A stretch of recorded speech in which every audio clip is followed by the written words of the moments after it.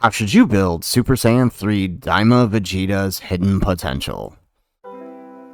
How's it, everybody? Celtic Link here. We're back for another Dokkan battle video. In today's video, we are taking a look at Super Saiyan 3 Daima Vegeta and determining what is his best hidden potential route, because unlike a lot of other characters who maybe have some flexibility, he kind of has one way to build him to make the best use of what exactly he is designed to do. So let's go ahead, let's hop on in, and let's take a look at what this guy is doing. So he is a transformation boost or gifted warriors leader, category key 3, HP attack and defense. HP 200% and attack and defense 170% with a 50% to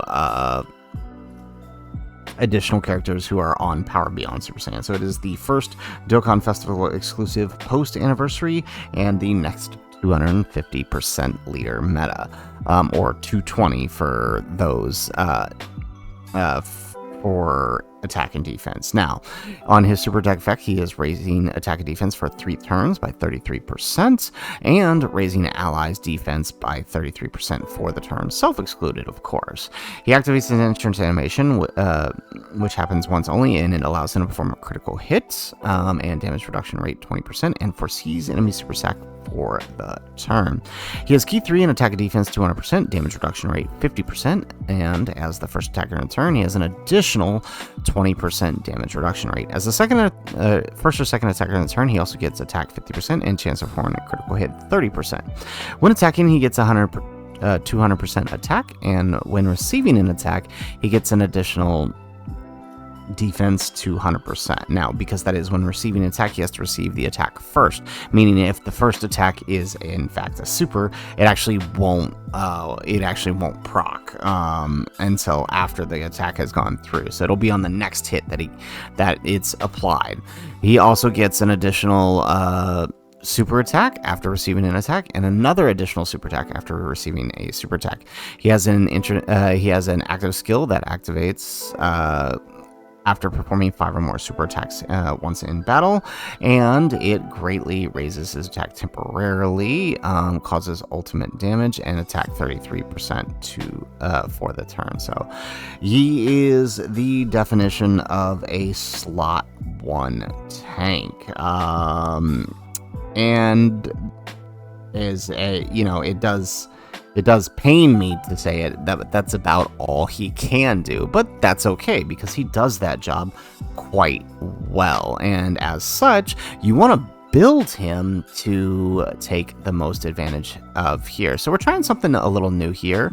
I have built up a little mock-up of what his hidden potential should look like. This is modeled after mine, and of course you can make slight adjustments to how to build him, but this is what we're looking at. We're going full additionals for 25, this includes skill orbs, 16 dodge, and 5 critical hit, and we'll explain why that is here in a second. And then in the bottom right hand corner, you can see over here the skill orbs you want to invest in him. Prioritize defensive skill orbs, and for your silver, prioritize that additional. Now that is, you'll notice we do have critical hit. If you have type defense or any raw defense with additionals, that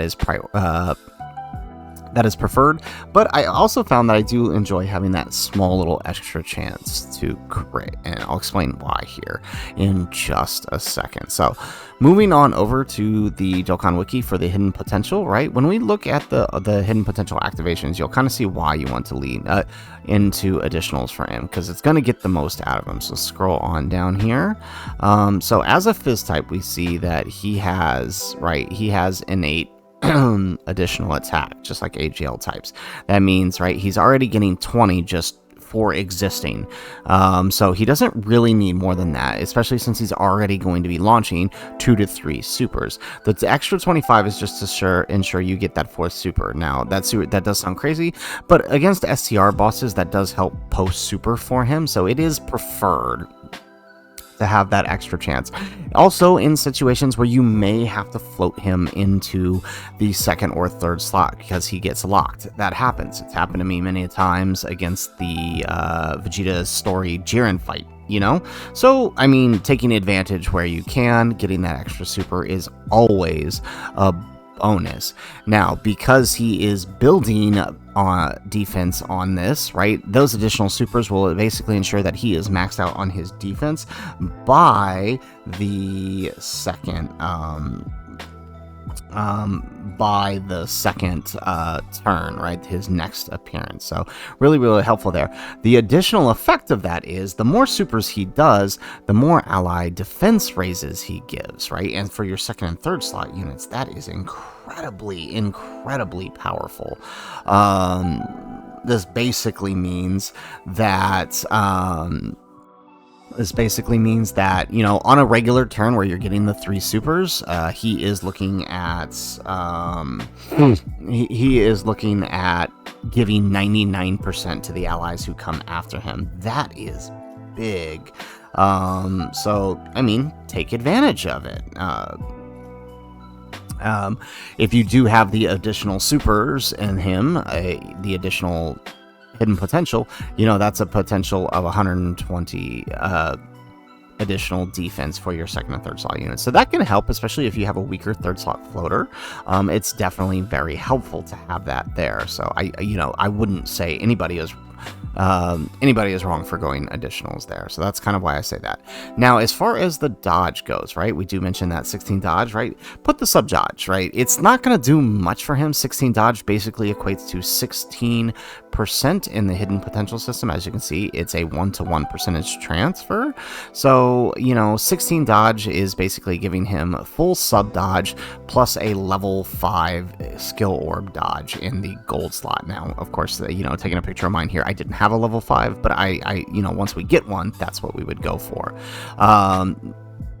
That will definitely help him out, right? It's just a little quick, you know, maybe you need that get out of jail free card for the turn. You might proc that extra 16%, all right? For pretty much any, it's really only useful for STR bosses, right? Because basically every other boss, he can survive the super once he takes that initial hit, or if it's post super. So it's really mostly just for managing STR bosses. Now, the critical hit, I do mention giving him 5 critical hit through his silver skill orb, and that's mostly because, you know, most level 5 additionals are going to come with critical hit unless you're going type defense boost, which also isn't wrong to give him per se. So, you know, you could definitely go that route. The 5 critical hit is just a byproduct of using that skill orb, but it's also honestly kind of useful in that, right, once you're past that first turn where he hasn't built up his crit back, it's just a little extra incentive to do crit, especially for bosses that have, you know, damage barriers. It is helpful in that regard.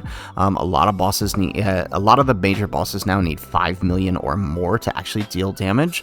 So that little bit of crit just kind of helps with that. It's not necessary, but it's there if you need it. So, guys, that is it for our video. That is our recommendation for the hidden potential for Super Saiyan 3 Daima Vegeta. It's pretty straightforward. His job is to tank and dish out those additionals, which help him tank better. So you want to make sure you take full advantage of that. If you guys like the video, make sure you hit that like button and subscribe to the channel if you have not already. And in the comments down below, let us know, number one, what do you think of this new format? We will be posting this to social medias as well as in the Discord if you want to get a good look at it. Well, let us know what you think, and let us know what you ended up sticking for your hidden potential for your Daima Vegeta. Let us know in the comments down below. Otherwise, guys, as always, thanks for watching, and aloha.